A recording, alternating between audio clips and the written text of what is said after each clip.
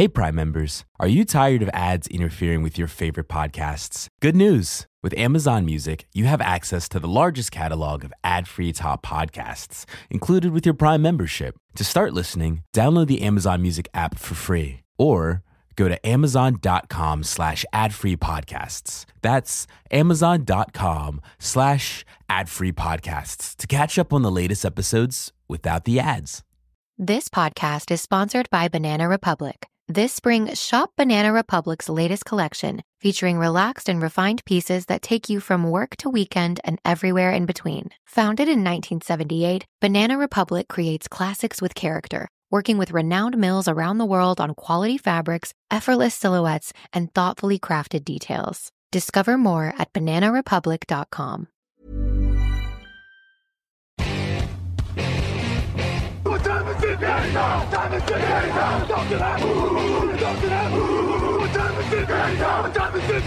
Hello, salut tout le monde et bienvenue sur un nouveau podcast Touchdown Actu. À cette période de l'année, vous en avez l'habitude désormais, on va parler draft. Tonio Ajavon au micro et pour m'accompagner, un des spécialistes justement de la question draft sur Touchdown Actu. Vous connaissez sa voix, vous connaissez son nom, Jean-Michel Boujard. Comment ça va, Jean-Mi ? Bonjour Tonio, bonjour tout le monde. Ça va impeccable, ça y est, on est à quoi là ? Une semaine, allez, 2 jours, allez, on est à 9 jours de la draft, c'est parfait. Ben ouais, l'excitation monte, le stress monte aussi, on l'imagine, pour certains joueurs dont on va parler cette semaine. Et justement, on va s'intéresser à un poste en particulier. Alors, on va pas faire de faux suspense, c'est pas forcément le poste le plus fourni de la QV 2025, mais il y a quand même quelques noms intéressants et surtout quelques tendances qu'on va étudier. Ce sont les linebackers, donc un poste pas forcément très fourni, du moins à première vue, pour cette draft 2025. Mais on va commencer peut-être avec une question un peu plus générale avant d'entrer dans le vif du sujet, Jean-Michel. Quand tu construis une équipe, à quelle hiérarchie tu places le poste de linebacker ? Est-ce que c'est un poste important, un poste moyennement important ou un poste finalement mineur pour la construction d'une bonne équipe ? J'ai pas envie de dire mineur parce que c'est quand même important. Mais si je construis par les postes en défense, franchement, je les mets en dernier. Je les mets en dernier parce que edge en premier, cornerback en deuxième, et puis même defensive tackle et safety. Alors ça se joue ensuite, bien sûr. Et puis ça dépend des profils des joueurs. Ok, un super linebacker, un Nick Bolton, un Roquan Smith, un Zach Bone, oui, bien sûr. Mais a priori, là, comme ça, quand même, je les mets après edge, après cornerback, après tous les autres, quoi. Et on dit quand même souvent qu'une défense est à l'image de son meilleur linebacker, parce que c'est souvent les capitaines de la défense, eux qui voient un peu tout, c'est souvent eux qui ont le micro pour dicter les jeux. Est-ce qu'un bon linebacker est essentiel pour avoir une bonne défense, ou comme tu l'as dit, c'est pas forcément le poste le plus important, donc on peut s'en passer si on a d'autres joueurs élites à d'autres postes de la défense? Non, on peut pas s'en passer. En fait, il t'en faut un. Voilà, moi je pense que de toute façon toutes les bonnes défenses, ils ont au moins un linebacker de très bon niveau et je pense qu'il t'en faut un. La majorité du temps, toutes les équipes, toutes les défenses NFL, elles sont en ligne 2 sur le terrain en même temps. Donc il t'en faut un vraiment très bon et ça fait la différence. Et ensuite, pour le deuxième poste, tu peux faire tourner des gars, celui-là qui est plus pour la course, celui-là qui est meilleur en couverture, celui qui peut t'apporter plus en blitz, machin. Mais il te faut vraiment un qui soit vraiment, comme tu l'as dit, c'est un peu le quarterback de la défense. Il est entre les deux rideaux, il est dans l'axe du terrain, c'est lui qui replace les coéquipiers, c'est lui qui annonce les jeux demandés par le coordinateur offensif. Donc avoir un très bon linebacker, c'est essentiel. Après, voilà, tu peux faire tourner à ses côtés. Je suis tout à fait d'accord avec toi et finalement c'est là le paradoxe du poste dans la NFL moderne, c'est que c'est un poste qui n'est pas le plus important dans une équipe ni dans une défense, et pourtant quand il y en a un de très très haut niveau, ça peut faire la différence. Et tu l'as cité tout à l'heure, Roquan Smith, on a vu la différence qu'il a fait depuis 2 ans, depuis qu'il est à Baltimore. Il a quasiment à lui tout seul, on va accorder du crédit quand même à d'autres joueurs et au nouveau coordinateur défensif, mais en tout cas il a énormément contribué à la transformation de cette défense, juste parce que c'est un linebacker exceptionnel. Alors évidemment, des linebackers exceptionnels, ça court pas les rues, il y en a pas partout, mais en avoir un très très bon, tu as cité Zach Bone également, on l'a vu avec Philadelphie cette année, on peut citer Fred Warner qui fait des merveilles à San Francisco, enfin bref, la liste est finalement assez longue quand on regarde les meilleures équipes de la ligue. un très bon linebacker, ça peut faire la différence. Et justement, qu'est-ce qui fait un très bon linebacker en 2025 ? Parce que de mon point de vue, je ne sais pas si tu es d'accord avec moi, c'est peut-être le poste où on a vu la plus grande transformation ces 10-15 dernières années, où on se demande même si les meilleurs linebackers du début des années 2000 pourraient jouer encore linebacker aujourd'hui. Quelles sont les qualités d'un bon linebacker en 2025 en NFL ? En 2025, moi je trouve que c'est trop, c'est même injuste pour eux parce que voilà, au début des années 2000 et donc même avant, on leur demandait surtout d'être un joueur un peu trapu, costaud et qui allait au charbon sur les coureurs. Mais aujourd'hui, alors ils doivent toujours plaquer les coureurs, mais ils doivent aussi savoir reculer en couverture, défendre les tight ends, ils doivent être compétents pour attaquer la poche, que ce soit en blitz ou même déborder sur le côté. On leur demande de savoir tout faire. C'est presque injuste tellement on leur demande des choses. Donc c'est vraiment très difficile d'être un très bon linebacker aujourd'hui. Et allez, après ce propos liminaire, on va donc s'attaquer au vif du sujet pour nous aujourd'hui. La QV de linebacker pour la draft 2025.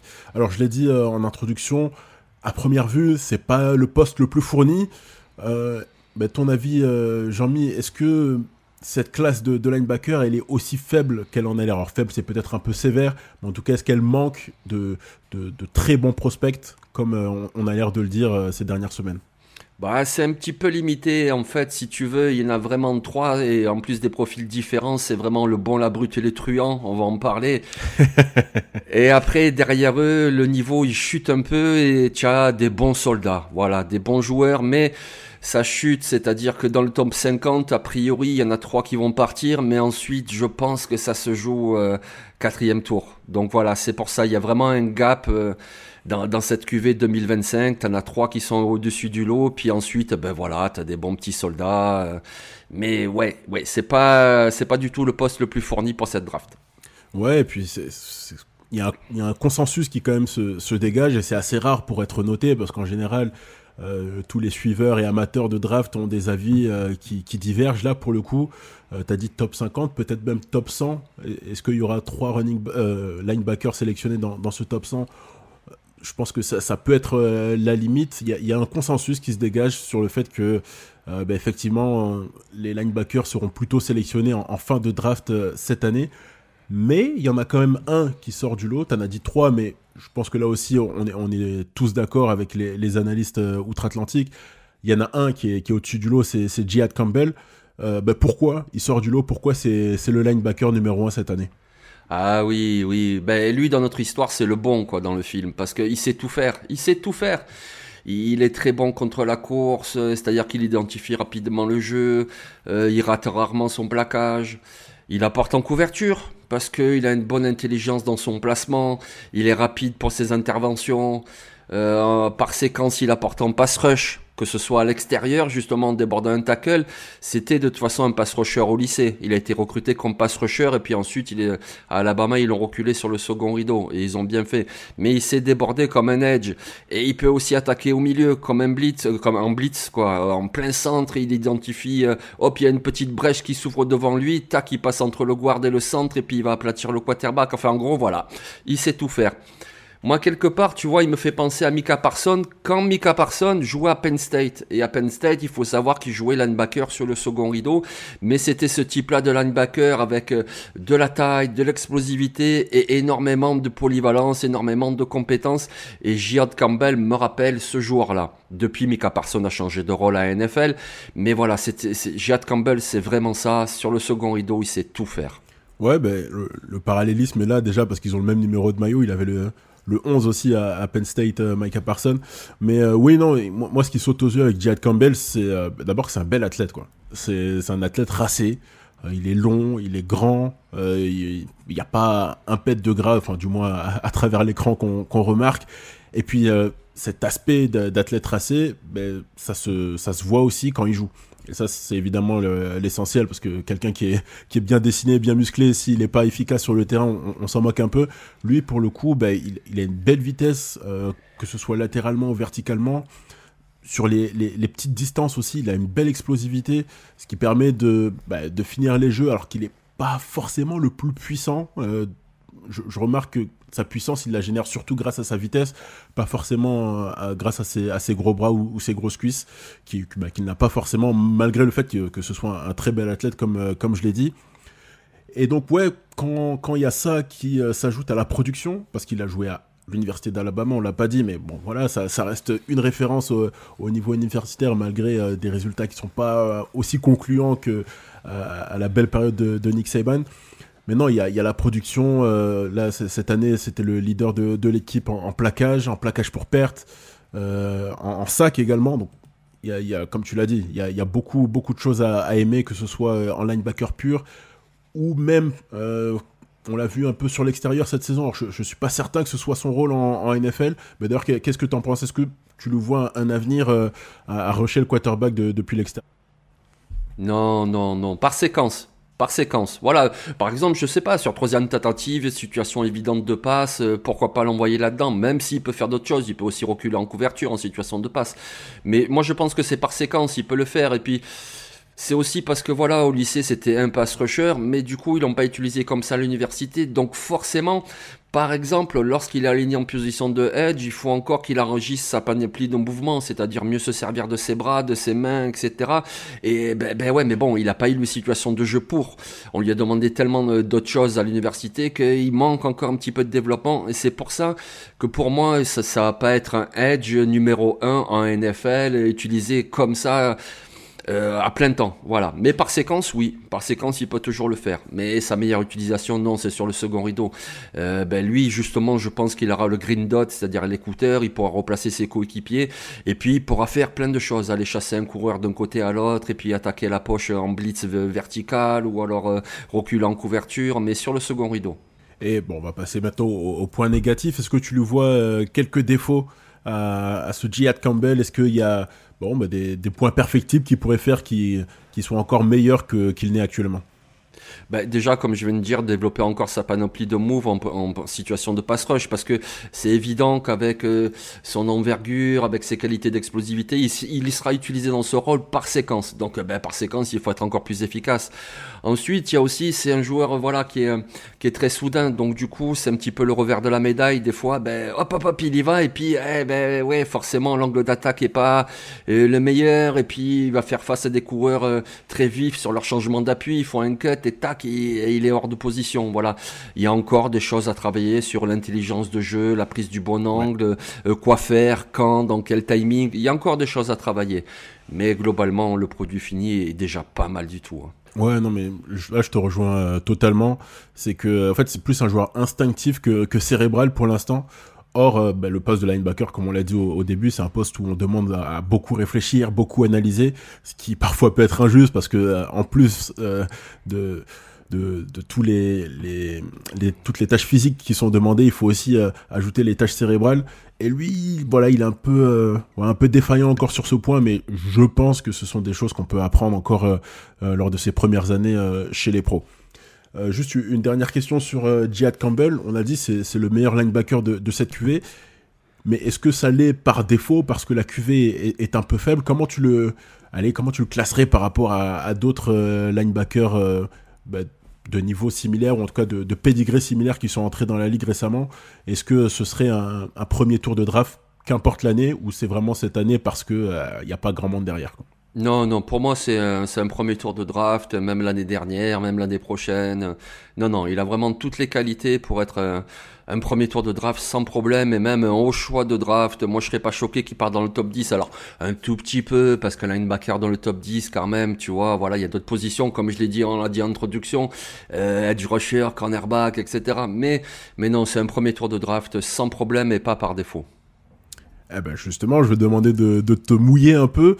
Dans quelle équipe il serait le mieux s'il était amené à être drafté haut dans les 10-15 premiers choix? Moi je pense qu'il y en a plusieurs. Je veux dire, il peut déjà être en jeu, que ce soit aux Saints, au choix numéro 9 par exemple. Moi je trouve qu'il serait parfait à Indianapolis, par exemple, avec le choix 14. Je veux dire, à Indianapolis, au niveau des linebackers, c'est le désert presque. Donc du coup, même là, il serait très bien. Même pourquoi pas Dallas, même s'ils ont un petit peu plus de joueurs, comme par exemple Overshawn qui est très prometteur. Mais après Indianapolis, qu'est-ce qu'on aurait encore? Il ferait du bien à Atlanta aussi, même s'ils ont d'autres besoins.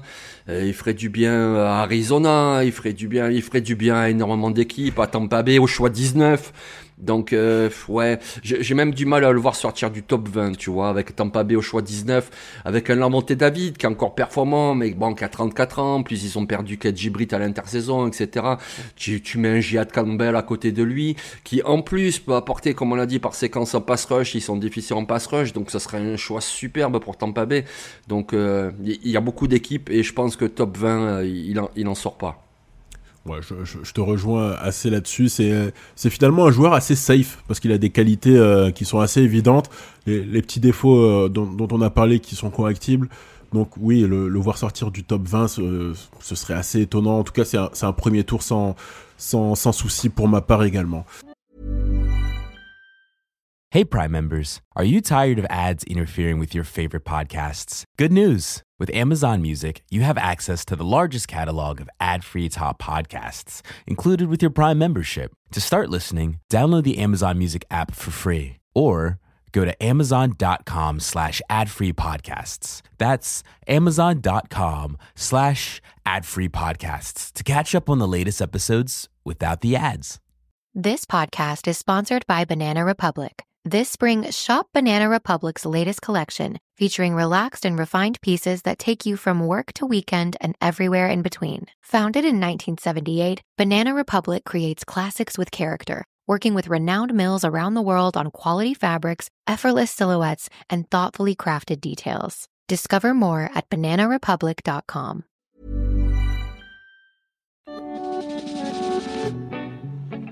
Actu, analyse, résultat, toute l'actu de la NFL, c'est sur touchdownactu.com.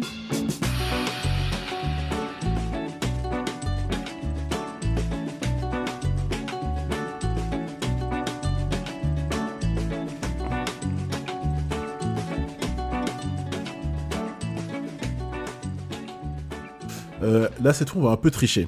On a fini avec Jihad Campbell et on a dit que la cuvée de linebacker était un peu faible, donc du coup on l'a agrémenté d'un joueur qui a essentiellement joué linebacker à l'université de Georgia, mais que la plupart des analystes et des coachs qui sont interviewés par les médias américains projettent en tant que pass rusher, c'est Jalen Walker, donc de l'université de Georgia comme je l'ai dit. Alors lui pour le coup, un joueur qui sur le papier est assez exceptionnel, mais quel poste sera vraiment le sien en NFL ? On va commencer peut-être là-dessus. Ton avis, Jean-Michel, est-ce que tu rejoins la majorité des analystes qui disent que a priori ça devrait être un pass rusher, ou bien il a aussi un avenir en tant que linebacker en NFL ? Bah, franchement, quand je vois ses qualités, etc., moi je trouve qu'il serait un superbe linebacker, c'est-à-dire sur le second rideau essentiellement. Je trouve que vraiment là, il pourrait exprimer toutes ses qualités. Mais d'un autre côté, oui, je rejoins ce qui se dit, puisque la dernière saison, il a surtout joué edge rusher. Il a été plutôt bon, même s'il y a des limites, on va en parler ensuite. Mais du coup, c'était vraiment le poste qu'il occupait, et c'est une position tellement importante, mettre la pression, même si c'est plus unidimensionnel que ce que, par exemple, un Jihad Campbell sur le second rideau. Quand tu es edge rusher, on te demande essentiellement de mettre la pression, de temps en temps de faire aussi autre chose. Mais c'est tellement important. Donc je pense qu'a priori, ça va être son poste à NFL. Ouais, ce qui est étonnant, c'est que il a joué seulement une saison en tant que titulaire, donc la saison dernière. Autrement, il a commencé vraiment avec un tout petit rôle à l'université de Georgia, puis il est monté crescendo. Et à mesure qu'il est monté, qu'il a eu plus de snaps, là, il a commencé à jouer de plus en plus vers l'extérieur. Bon, honnêtement, moi, j'ai vraiment apprécié ses actions en tant que linebacker. Il y a vraiment des qualités qui ressortent. Et encore une fois, on va insister là-dessus, mais le côté cérébral, être capitaine de la défense de Georgia avec Kirby Smart, c'est quand même un gage de qualité ces dernières saisons. Mais il y a aussi beaucoup de qualités athlétiques. Je vais te laisser en parler, Jean-Mi, même pas forcément que athlétique. Quelles sont les qualités qui font que on le voit pas forcément linebacker, que le limiter finalement à ce rôle de linebacker, ce serait presque du gâchis avec Jalen Walker. Ah lui, si je reprends l'analogie du film, lui c'est vraiment la brute quoi. Et pas qu'il a un gabarit imposant, parce qu'il n'a pas un gabarit énorme, justement. Mais par contre, il est agressif, il est athlétique, il joue avec le casque en feu. Voilà, il a le casque en feu et il fonce vers la piscine. Voilà, c'est ça, Jalon Walker. Vraiment, il est hyper agressif. Et du coup, il remporte très souvent ses duels, parce que déjà, il est rapide sur ses appuis. Et en plus, il a un centre de gravité plus bas que ses opposants. Donc, il remporte très souvent son duel. Et puis, c'est un joueur intelligent. Je veux dire, son père qui a notamment été coordinateur défensif de Coastal Carolina en première division universitaire, tu sens qu'il baigne dans le football depuis qu'il est tout petit. Quelque part, il peut faire penser un petit peu à Nolan Smith de Philadelphie, c'est-à-dire pas un gabarit imposant, mais qui utilise chaque centimètre, chaque kilo de son corps au duel. C'est vraiment, c'est une brute, quoi. Ouais, c'est exactement ça. Alors, j'adore ton analogie du casque en feu, mais c'est exactement ça. Et encore une fois, c'est une des caractéristiques qu'on retrouve beaucoup chez les défenseurs de Georgia ces 5-6 dernières années. C'est que sur le caractère, en tout cas sur le terrain, il n'y a absolument rien à dire, quoi. Le mec, il y va à fond. Il joue chaque snap comme si sa vie en dépendait. Et faut le dire, hein, dans un sport aussi violent que le football américain, c'est une qualité qui est forcément appréciable. Il y a beaucoup de joueurs qui jouent un peu en dilettante, qui se reposent sur leur qualité parce que ils ont pas envie de se blesser parfois, hein. Lui, pas du tout. Voilà, c'est comme la plupart des défenseurs de Georgia qui ressortent ces dernières années. Il y va à fond, aucune question. Et puis si on parle d'un point de vue un peu plus technique, même s'il a pas un très grand gabarit, finalement il a quand même de longs bras. Il est pas très grand, mais il a de longs bras et il les utilise à merveille. C'est comme si il connaissait la science de son corps parfaitement, que il apprenait à jouer avec ses limites et que ses qualités, il savait en tirer le maximum. Et ça, encore une fois, ça fait partie du QI football, ça fait partie de l'intelligence de jeu, et je pense que finalement tout ça se rejoint. C'est pour ça que moi je l'aime beaucoup en linebacker. Mais effectivement, il y a des qualités athlétiques, la vitesse notamment, qu'il arrive à générer sur chaque play, c'est un anglicisme, sur chaque action, qui fait que ça peut être une très belle option également pour rusher le quarterback, que ce soit comme blitzer ou simplement en tant que edge pur et dur. Est-ce que tu vois des défauts chez Jalon Walker tout de même? S'il reste en edge, le défaut c'est que effectivement c'est quand même un manque de gabarit. Et donc du coup, quand il se retrouve face à des Golgoth, il est un peu plus en difficulté. Alors, quelque part je me contredis, j'ai dit tout à l'heure qu'il a des appuis explosifs et un centre de gravité bas, donc il remporte souvent ses duels, donc ça peut aussi le faire en NFL. Mais en NFL c'est la crème de la crème, même les Golgoth ils sont très athlétiques, donc du coup il peut se faire bloquer physiquement. Même si, comme tu l'as dit, il a de longs bras, il peut faire des mouvements, etc. Mais donc en edge, il y a quand même une petite limitation physique. Et en tant que linebacker, moi je pense que sur le second rideau, il peut aussi faire beaucoup de choses, mais il est quand même beaucoup moins bon en couverture qu'un Jihad Campbell. Il me paraît moins polyvalent également. Je pense qu'en termes de poursuite du coureur, oui, bien sûr qu'il peut le faire, mais pas à un niveau exceptionnel comme Jihad Campbell non plus. Donc quelque part, c'est pour ça que c'est une énigme aussi, parce que il est un petit peu entre deux positions. Et il peut faire les deux de très bon niveau, mais est-ce qu'il pourra vraiment en faire une de façon exceptionnelle? Et c'est là qu'il y a un petit doute, par exemple, moi, si j'étais general manager, je me poserais quand même des questions. Je ne sais pas si c'est le joueur que je prendrais, parce que je me dirais, est-ce que véritablement, dans un système un peu spécifique, et le faire jouer à une position spécifique, est-ce que vraiment il va arriver à se développer? Il sait faire un petit peu tout entre les deux positions, mais voilà, c'est un petit peu son problème, je trouve. Donc si j'entends bien ce que tu me dis, s'il restait uniquement linebacker, tu le mettrais quand même un cran en dessous de Jihad Campbell. Ah oui, franchement, tous les jours, je prends Jihad Campbell avant Jalon Walker. Après, dans les mock drafts, on le voit souvent, Jalon Walker avant, mais parce que on le projette comme un edge rusher. Et ça rejoint ce qu'on dit depuis le début, que la position d'edge rusher est tellement importante et elle prime sur les autres positions en défense que, du coup, on envisage ce joueur un petit peu plus haut.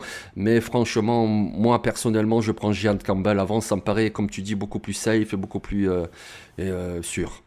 On a le bon, on a la brute. Alors, qui est le truand? Qui est le troisième larron de la foire dans ces linebackers?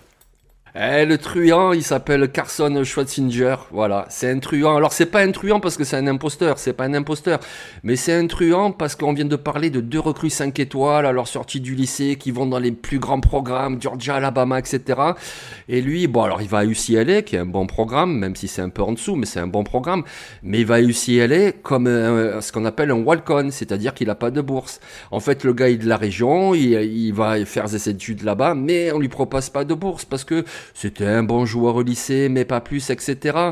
Et puis, voilà, sur le campus, il fait un petit peu des entraînements. Les entraîneurs lui disent, pourquoi pas, vas-y, viens, etc. Et puis, sa première saison, il joue en équipe spéciale. Et à la fin de la première saison, là, c'est bon. Tout le monde se démène pour lui trouver une bourse d'études parce qu'il a montré sa valeur. Alors, la deuxième saison, il reste aussi en équipe spéciale. C'est finalement que sa dernière saison qu'il est titulaire comme linebacker. Mais voilà, c'est un petit peu le truand dans ce sens-là. Mais en même temps, c'est un truand qui est forcément apprécié par les staffs NFL. Parce que ça veut dire quoi? Ça veut dire que c'est un bosseur. Voilà, c'est le gars qui arrive, il n'y a pas du tout des spotlights sur lui, et puis il se démène, et puis il travaille, et puis il montre sur le terrain, et match après match, après match, après match, et puis finalement il s'impose, et en 2024, il fait une super saison, donc du coup, voilà, il mérite vraiment sa place. Pour moi, c'est clairement le 3e homme dans cette cuvée de linebacker. Ouais, et là aussi, pareil, je te rejoins, et beaucoup de personnes qui suivent la draft nous rejoignent également en disant que c'est le 3e homme chez les linebackers. Il y a finalement beaucoup de qualités qui ressemblent à celles de Jalen Walker. C'est-à-dire que il joue à fond et il joue dur, et ça c'est vraiment appréciable, quoi. Le mec il vole sur le terrain, t'as l'impression il joue encore une fois avec beaucoup d'instinct. Mais à l'inverse, par exemple, de Jihad Campbell, où parfois c'est pas totalement contrôlé, lui il finit tous ses plaquages. J'ai pas vu tous les matchs de UCLA cette saison, mais des matchs que j'ai vus et de l'analyse que j'ai vue en vidéo, c'est pas un mec qui manque beaucoup de plaquage, quoi. Il a quand même une technique assez sûre, assez propre, malgré le fait qu'il n'ait pas énormément d'expérience au plus haut niveau. Et ça, je pense que le fait qu'il ait joué en équipe spéciale, ça joue, quoi. Parce que quand t'es en équipe spéciale, t'as une fraction de seconde pour te montrer. Et parfois, tu rentres sur le terrain l'espace de 30 secondes, 1 minute par match, et c'est tout. Donc, faut faire le maximum quand il y est. Et cette saison, il y a été un peu plus longtemps sur le terrain. Et à chaque fois qu'il y a été, tu voyais un joueur qui est, je ne vais pas dire prêt pour la NFL, je ne suis pas certain qu'il soit titulaire à 100% à tous les snaps d'entrée, mais en tout cas un prospect très très intéressant qui pour moi est totalement méritant d'une sélection au second tour, rien que pour le développement et en faire pourquoi pas un titulaire pur et dur d'ici une saison, quoi. Est-ce qu'il y a des défauts là aussi que tu remarques chez ce joueur, quelque chose qui fait que il n'est pas au niveau de Jihad Campbell et qu'on l'attend pas forcément au premier tour? Oui, bon, déjà il a qu'une seule saison comme titulaire, donc l'échantillon est un petit peu plus maigre. En plus, venant, voilà, comme on l'a dit, d'un profil qui est moins talentueux à la base, donc ça peut toujours un petit peu inquiéter sur la suite de la courbe de progression. Mais déjà, ce qu'il propose là, voilà, quand tu regardais des matchs du CLA, en fait, tu voyais que lui en défense. Tu avais l'impression qu'il était toujours au cœur du jeu, que ce soit un jeu de passe, que ce soit un jeu de course, il était toujours au centre de l'action. Donc, il identifie très bien ce qui se passe. En plus, il est rapide dans ses interventions, donc il a vraiment les deux, c'est-à-dire l'intelligence de jeu et les qualités athlétiques. Donc, après, pourquoi c'est pas un premier tour? Voilà, je pense que déjà, c'est le profil. Ensuite, il est un petit peu plus âgé, il a mis un petit peu plus de temps à éclore. Et puis, après, c'est le poste de linebacker, c'est-à-dire que lui, je pense que là, c'est pas du tout dépendant de la QV. Tous les ans, c'est le type de joueur où tu te dis, ah ouais, quand même, il est très intéressant, mais intéressant, ça veut dire 2e tour, voire 3e tour. Lui, je pense qu'il sera 2e tour, mais pour dire dans n'importe quel QV, voilà, c'est plus un 2e tour que un Giant Campbell où lui, tu peux le mettre chaque année il est premier tour parce qu'il sait faire tellement de choses et à la perfection presque, si j'ose dire. Donc, c'est vraiment ça qui fait la différence. Après, on peut plus rentrer dans la technique, un petit peu comme on disait tout à l'heure sur Campbell, des fois, il prend un mauvais angle. Voilà, parce qu'il y va à fond, et puis, mais ça, ce coup-ci, je me suis fait avoir. Il y a eu un cut où le jeu est parti de l'autre côté, je l'ai pas vu. Il y a toujours des choses à corriger, surtout avec une seule saison d'expérience comme titulaire. Mais l'un dans l'autre, c'est un joueur vraiment très prometteur, et ouais, moi je pense d'un solide 2e tour. Ouais, surtout que, et c'est encore une fois la base quand on parle de football américain, c'est le physique, et le physique, la carrure, elle est là, quoi. Il a vraiment le physique du linebacker prototype en NFL. Donc ouais, là-dessus, je suis sûr qu'il y a beaucoup de coachs et coordinateurs défensifs qui vont avoir les yeux qui brillent un peu en le voyant, en se disant ouais, je peux en faire un joueur très solide de ce. Alors, pas évident à prononcer son nom de famille, hein. Faut s'y habituer. Schwezinger, voilà. Yeah. Carson Schwezinger. On va l'appeler Carson, c'est plus simple. Bon, derrière ces trois-là, derrière le bon, la brute et le truand, bon, on l'a dit, on va le répéter, c'est une cuvée qui est un peu faible. Mais est-ce que, dans cette faiblesse, tu as quand même des chouchous, des joueurs dont on ne parle pas forcément, du fait qu'ils soient pas forcément très renommés ou que leur pédigré ou leur production ne répondent pas forcément aux attentes, mais qui pourraient s'avérer de bons joueurs NFL dès cette saison ou pourquoi pas dans les saisons à venir? Oui, bien sûr qu'il y en a. Après, moi, je pense qu'on chute en fin de 3e tour et 4e tour. Voilà, il y a une petite différence de niveau. Et puis, ça chute aussi par rapport à la position. C'est-à-dire que ces joueurs sont pas mauvais, mais comme on l'a dit en introduction, aujourd'hui, on demande tellement de choses aux linebackers que c'est très compliqué. Donc du coup, oui, par exemple cette année, t'en as 2, 3 qui arrivent à faire à peu près tout, même si Schwezinger il fait pas à peu près tout comme les deux autres, mais allez, il s'en sort bien. Et c'est pour ça aussi que la qualité chute. Par exemple, tu vois, si on prend un joueur comme Danny Stutzman d'Oklahoma, c'est un très bon joueur, mais par exemple en couverture, il apporte rien du tout. Rien du tout. Donc c'est ça qui le fait chuter, parce que sinon il est bon contre la course, il n'y a pas de problème. C'est un linebacker qui est vif, qui est soudain, qui réagit très vite à l'engagement du ballon. Il sait se défaire des bloqueurs, il a une bonne technique. Il a fait les 3 dernières saisons au Oklahoma, c'est à chaque fois plus de 100 plaquages. Il s'est attaqué en blitz s'il faut. C'est un caractère de leader, que ce soit sur le terrain, en dehors du terrain, de ce que j'ai lu. Voilà, il apporte beaucoup de choses, mais ça peut pas être ton linebacker du premier tour, ni même du début du deuxième, parce qu'en couverture, non, tu peux pas compter là-dessus. Donc, ça sera forcément un linebacker numéro 2. Et donc, forcément, le linebacker numéro 2, ça veut dire, fin de 3e tour, début de 4e et pas avant. Ouais, ça c'est absolument. Je te rejoins absolument sur lui. Je pense que ça va être en tout cas, s'il est amené à être sur le terrain dès le début de sa carrière, un joueur très situationnel. Parce que ouais, je vais pas répéter forcément ce que tu as dit, mais oui, en couverture, il y a beaucoup de lacunes. Mais est-ce que, à ton avis, ce sont des lacunes qu'on peut corriger, ou bien, voilà, il a atteint son plafond, entre guillemets, et que ça va être le joueur qu'il est aujourd'hui, c'est le joueur qui va être le reste de sa carrière en NFL? On peut toujours progresser, et heureusement, c'est aussi ça la qualité des staffs NFL. Vraiment, on voit que le coaching joue un rôle dans ce sport, et peut-être, alors je dis pas dans les autres, sans doute, bien sûr que ça joue aussi dans les autres sports, mais vraiment dans ce sport, le coaching a vraiment de l'importance. Donc oui, il peut progresser. Après, non, il deviendra jamais Fred Warner, ça c'est sûr et certain en couverture. Donc je pense que l'un dans l'autre, ce qu'on a vu pendant 3 ans au Oklahoma, c'est ce qu'on verra en NFL. Donc c'est un joueur qui va t'apporter, mais qui jouera pas forcément sur les 3 tentatives, et c'est pas un linebacker qui deviendra le numéro 1, il va pas devenir ton Fred Warner, ton Roquan Smith, etc. Je pense pas qu'il deviendra plus que ça. Mais déjà être un bon titulaire en NFL, c'est déjà pas mal. Hein. Ouais, carrément. On sait qu'en NFL, la carrière moyenne c'est 3 ans et demi, donc s'il arrive à aller au-delà de ça, ce sera déjà un très beau succès pour lui et comme pour tous les joueurs qui arrivent à ce niveau. Moi, mon chouchou, je vais pas faire très original, je vais encore aller vers l'université de Georgia, et quand on parle de défenseurs en général, on se trompe jamais. Moi, c'est Smael Mondon Jr.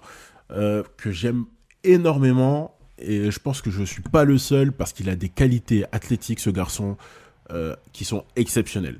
Alors pourquoi on en parle peu à cette période de l'année, pourquoi on dit que cette cuvée est faible malgré sa présence, c'est parce que il s'est beaucoup blessé. Il a eu une carrière universitaire vraiment en dents de scie, qui au point où on peut se poser de grosses questions sur sa capacité à être durable en NFL. Mais en tout cas, quand il est sur le terrain, et quand il est sur le terrain de manière prolongée, là on voit tout de suite les qualités du joueur. En 2022, c'était le meilleur linebacker de l'équipe de Georgia, et honnêtement, il était dans la conversation pour être parmi les meilleurs linebackers de tout le championnat universitaire. Et puis avec les blessures, sa production a évidemment chuté. Alors, si j'avais une comparaison pour lui, ce serait un joueur qui finalement a eu le même parcours, c'est Jalen Smith, qui maintenant n'est plus sur les terrains NFL, mais qui était exceptionnel à l'université de Notre-Dame, jusqu'à sa grave blessure. Et puis sa grave blessure, finalement, l'a suivi un peu toute sa carrière NFL. C'était des moments très hauts, des moments très bas, des moments très hauts, des moments où il n'était pas du tout sur le terrain. J'espère pour Mondon Jr. que ça va pas être une carrière tout à fait miroir par rapport à Jalen Smith, mais en tout cas, ses qualités, elles sont vraiment, vraiment au top. Et moi, je pense qu'il tient largement la comparaison avec un Jihad Campbell si il est sur le terrain et qu'il est à 100%. La question, c'est évidemment, est-ce qu'il va l'être à 100% un jour ? Parce que peut-être que finalement ces blessures s'accumulent et qu'il ne retrouvera jamais la plénitude de ses moyens physiques. Et s'il est à 100%, est-ce qu'il arrivera à le rester ? Voilà, c'est la question. Et évidemment, il y a plein d'équipes qui vont totalement le rayer de leur board parce que trop blessé, parce que trop incertain. Mais il y en a une, de toute façon il n'en faut qu'une seule, qui va tenter le pari. Et s'il est gagnant, je pense que ils seront très satisfaits parce que c'est vraiment un joueur de grande qualité. Oui, je te rejoins à 100%. Effectivement, moi je me rappelle de sa saison 2022, sa première saison. Et pareil, pour moi c'était sûr, c'était le prochain linebacker de Georgia à sortir dans le top 50 de la draft parce que il a de la taille, il a des qualités athlétiques incroyables, il savait tout faire sur le terrain. Mais comme tu l'as dit, voilà, il a joué blessé ou alors il a raté des matchs pour soigner les blessures. Et donc finalement, il a fait une carrière honnête avec Georgia, mais pas du tout dans les attentes qu'on avait après sa saison freshman et de recrue 5 étoiles, etc. Potentiel énorme et finalement, voilà, la santé n'a pas suivi. C'est ça le problème. Après, moi, je pense qu'il va intéresser plusieurs équipes, mais je pense qu'il va glisser dans les boards à cause de ça. Mais il va intéresser plusieurs équipes parce que déjà, Smael Mondon, tu le prends et tu te dis, lui, déjà, dans mon équipe spéciale, il va me faire beaucoup de bien. Après, on le dit depuis le début du podcast, dans ton équipe, il faut que tu te centres sur avoir un super linebacker. Donc, tu as un super linebacker et après, comme on l'a dit, tu en fais tourner un ou deux à côté, tu vois, un plus pour la course, un plus ceci, un plus cela. Mondon, ça sera ton joueur en équipe spéciale, il va beaucoup t'apporter avec ses qualités athlétiques, de plaquage, de blocage, etc.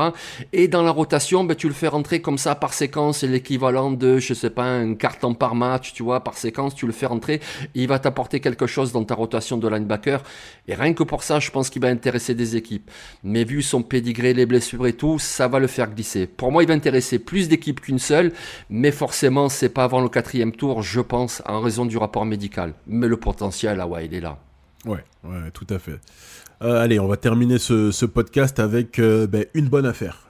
Quelle serait la bonne affaire ? Alors, par bonne affaire, on entend 3e jour de draft, donc 5e, 6e, 7e tour, voire potentiel non drafté, mais un joueur qui, encore une fois, qui n'a pas le pédigré, qui n'a pas la production, qui n'a tout simplement peut-être pas montré qu'il a le niveau encore pour être un top prospect pour la draft, mais qui pourrait s'avérer être une bonne affaire parce que avec un bon développement ou avec un rôle limité dans lequel il serait excellent, ça pourrait faire un très bon joueur NFL. Est-ce que tu as une bonne affaire à faire bonne affaire à faire, c'est un peu drôle à dire, mais pour cette fin de draft, pour ce 3e jour de draft, si tu es general manager en NFL? Ouais. Même j'en ai plusieurs, tu vois, là, je suis en train de parcourir les profils, j'en ai 3 devant les yeux, je sais pas lequel choisir, je sais pas. On peut faire les 3, hein, t'inquiète. Ouais, alors on va commencer par Chris Paul, voilà, Dolmis, first team SEC en 2024, ça veut dire quelque chose, quoi. Voilà, il est agressif avec les coureurs, il est fluide en couverture, c'est vraiment un joueur intelligent. Lui aussi, il avait l'écouteur dans le casque, donc il replaçait les coéquipiers, donnait les consignes, etc. Mais bonne affaire parce que il manque de gabarit, voilà, il manque de taille, il manque d'envergure, mais quelque part ça pourrait devenir une sorte de Matt Milano, qui lui avait été choisi pareil au 5e tour, tu vois, mais qui finalement est devenu un bon joueur NFL. Très bon s'il n'avait pas eu les blessures, mais voilà, ça peut être ça. Chris Paul, t'as un Demetrius Knight qui est très très fort, South Carolina, il est très vif dans les petits espaces, changement de direction, etc. pour contrer les coureurs qui font des cuts très vifs, il est parfait. Il est pas grand, mais il est costaud, il est vraiment bien bâti, il a un physique qui est prêt pour la NFL. Après, voilà, pourquoi bonne affaire ? Il a déjà 25 ans, il a passé 6 saisons à l'université, donc la marge de progression, elle est moindre que pour des joueurs de 22 ans.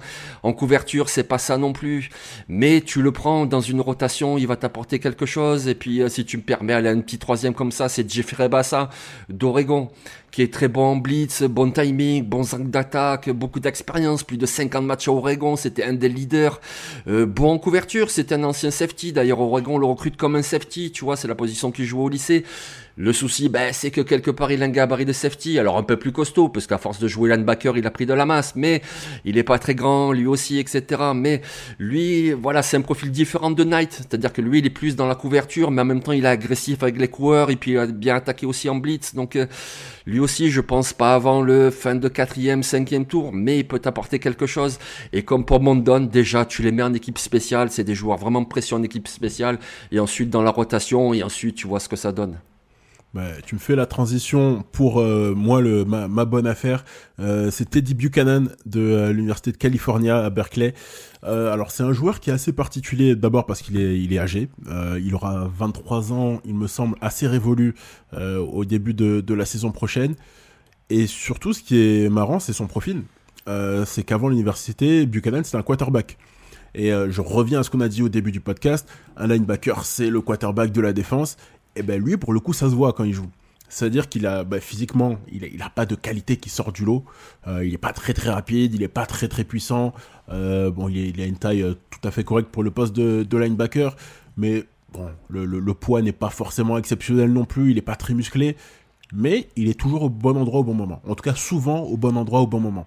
Et avec cette université de Californie à Berkeley, qui a fait une belle saison au niveau universitaire cette année, c'était un des leaders de cette équipe, attaque et défense confondues.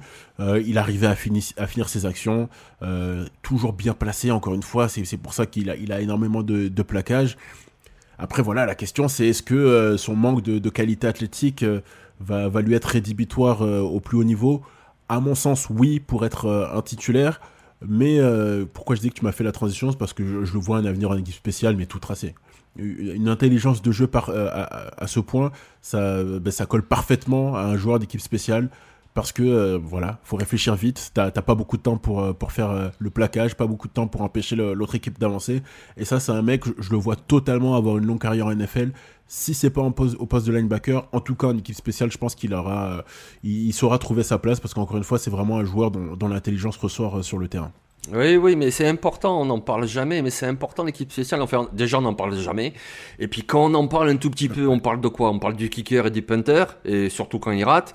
Mais c'est important aussi tous les joueurs qui sont là pour permettre aux retourneurs d'avancer, ou au contraire pour aller contrer le retourneur adverse. Et c'est important.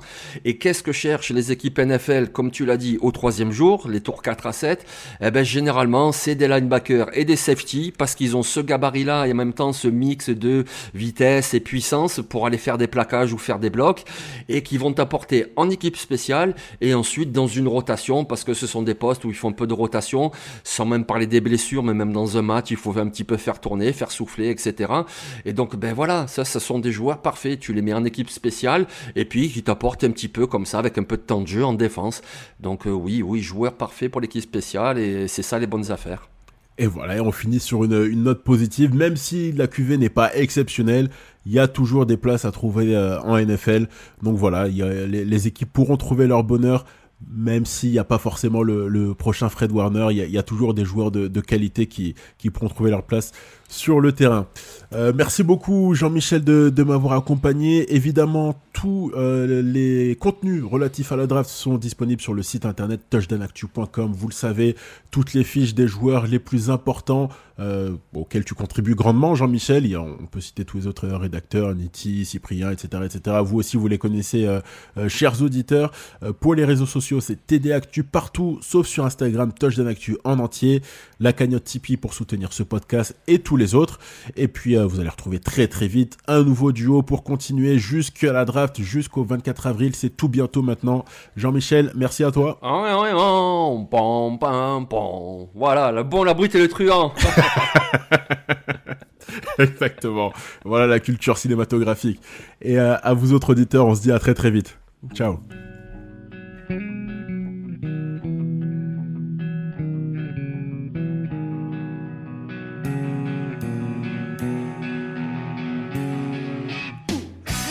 Analyse, fromage et jeux de mots, tout sur le foutu est en TD Actu.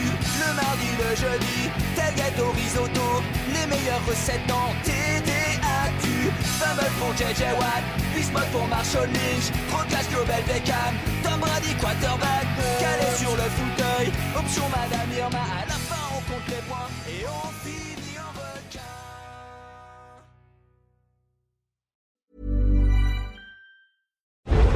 Strap in. You're in the race with F1 TV Premium. See what the race director sees with custom multi-view. Watch every jaw-dropping moment in live 4K UHD. Across up to 6 screens, uninterrupted. Experience ultimate live immersion with F1 TV Premium. Available on selected devices. This podcast is sponsored by Banana Republic. This spring, shop Banana Republic's latest collection, featuring relaxed and refined pieces that take you from work to weekend and everywhere in between. Founded in 1978, Banana Republic creates classics with character, working with renowned mills around the world on quality fabrics, effortless silhouettes, and thoughtfully crafted details. Discover more at bananarepublic.com.